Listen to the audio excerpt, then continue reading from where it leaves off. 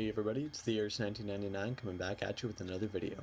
In today's video, we're going to be talking about a theory that I have regarding the Marvel Cinematic Universe post-Infinity War, especially in the way of the character Spider-Man. Now this video is coming out before Avengers 4, Captain Marvel, and Spider-Man Far From Home.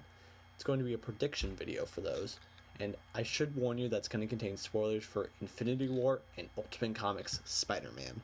Now, let's start with a really interesting theory that's been circulating the net. It states that the people that Thanos snap killed are still inside the Soul Stone. I don't quite agree with it, but I have a similar one. Basically, all of these people are alive in an alternate universe.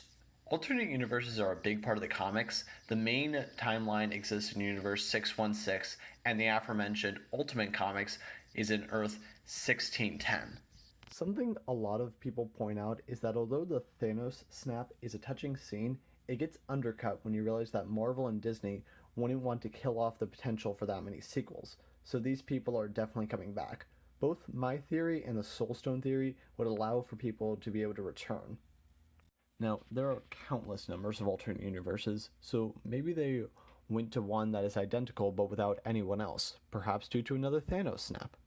So, imagine this. The Captain Marvel movie focuses on her trying to repair the damage done to Earth by Thanos. She brings Tony home and they work on a plan to see if maybe they can get the stones to reverse the effect or something.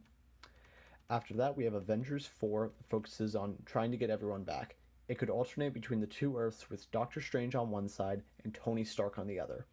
A commonly held belief is that Strange gave Thanos the Time Stone because he knew that Thanos was going to win either way, but that Tony needed to survive.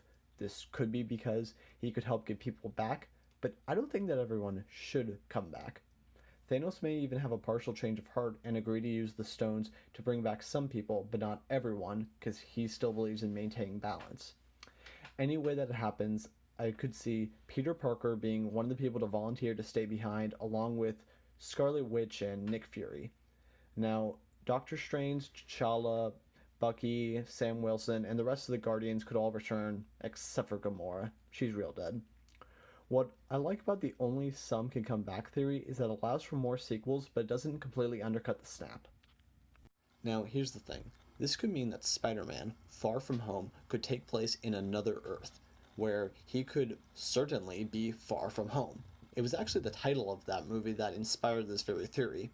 If done this way, then FFH could be the last MCU Spider-Man movie that centers around Peter Parker. Now you may be wondering, who else could it center around if not Peter Parker? Well, I'll tell you. Remember those Ultimate Comics that I've mentioned twice now? The thing about them is that around the turn of the millennia, Marvel was going bankrupt, so they decided to do two main things to save themselves. The first was to sell off film rights for some of their characters, which is how we ended up with films like X-Men, Fantastic Four, Hulk, Punisher, Ghost Rider, and of course Spider-Man that are all outside of the MCU. Although, as an aside, it could also be seen that every Marvel movie from Captain America in 1944 all the way through Ant-Man and the Wasp 2018 all exist in the same multiverse. The other thing that they did was make a second continuity for their comics, since the first one had been going on for over 60 years. They would still print the regular ones, but these would allow new readers an easier entrance point into the Marvel comic world, hence the Ultimate Comics, which started with Spider-Man. This made another world that rebooted the characters so that they could start from scratch and make it a lot easier to read, so that way people didn't have to know about everything that had gone on in this character's history in order to understand what was going on now. So why did I tell you all that? Well, for one thing, I think it's interesting, but for another, it's so that I could give you the context for the Ultimate Comics. These were incredibly important publications and even helped to lay the groundwork for the MCU. Now, as you may have guessed by now, the Ultimate Comics give us a contender for another Spider-Man. One, Mr. Miles Morales. Miles got bitten by a spider that was mutated from Spider-Man's blood. He got the same powers but decided not to use them. Spider-Man dies, and Miles blames himself, reasoning that if he had fought beside Spider-Man, then he would have survived. And so he decides to take up the mantle of Spider-Man. This is kind of like how Peter Parker let a thief get away, and then that thief went on to kill his uncle. If he had just acted at the time, then his uncle would have survived. Now, here's the great part. Miles canonically exists in the MCU.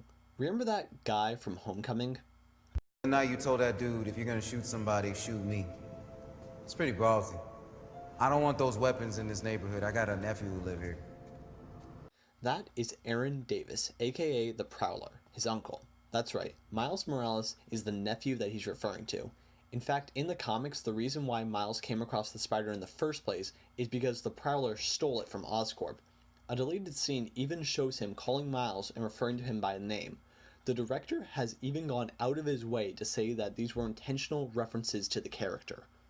There is a major catch though that could derail this entire second part of the theory. Marvel Studios might just not have access to Miles. They can indirectly reference him all they want, but the film rights to him and everything else related to Spider-Man still belong to Sony Pictures. Remember how I said that Marvel sold off film rights back in the 90s? Well, they were able to fully get back characters like the Incredible Hulk and Ghost Rider, but they didn't really get back Spider-Man. Civil War, Homecoming, and Infinity War were all made by a special deal with Sony. And that's why there's the Venom movie coming out that's not in the MCU. So it would all require Sony's say-so, but they've got time. Spider-Man 3 hasn't even been announced yet. Anyway, this is all highly speculative. Captain Marvel and Avengers 4 are both in post-production. Far From Home is currently filming. Whatever they have planned is set in stone at this point. Personally, I think that this would be cool, and Miles Morales will probably find his way into the MCU anyway. So, what do you think? Could this be the direction as Marvel's heading? Tell me down in the comments. Don't forget to like, subscribe, and I will see you next time. Bye!